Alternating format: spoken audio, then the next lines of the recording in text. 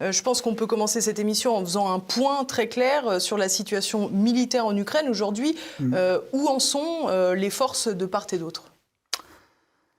Je pense que d'abord, il faut raisonner sur un plan stratégique, en termes de centre de gravité.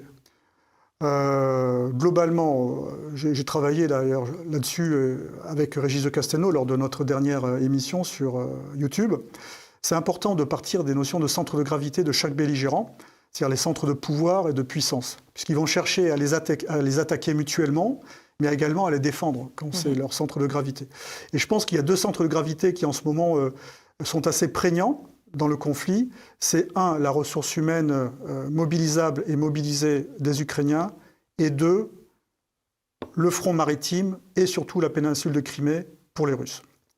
Donc ça, c'est très important. C'est vraiment les deux centres de gravité qui, en ce moment, à mon avis, sont attaqués de part et d'autre. Alors, pour en Quand revenir... vous dites centre de gravité, c'est potentiel point de bascule, en fait. Oui, exactement. Tout à fait. C'est ce qui peut faire basculer, alors pas basculer totalement, mais fragiliser la... C'est là où l'ennemi sait qu'il faut appuyer pour faire mal. Oui, alors, on va en revenir. C'est très intéressant ce que vous dites, puisque en attaquant la Crimée, les Ukrainiens peuvent agir sur un des centres de gravité russes, donc la péninsule de Crimée et leur capacité à agir en mer Noire, sans mobiliser leur centre de gravité à eux, qui est très fragilisé par les Russes depuis la guerre d'attrition, qui est leur ressource humaine mobilisée et mobilisable. Car malheureusement, même si on ne va pas, on va dire, discuter sur les chiffres, les pertes ukrainiennes sont certainement très très importantes depuis le début du conflit. Et ce sont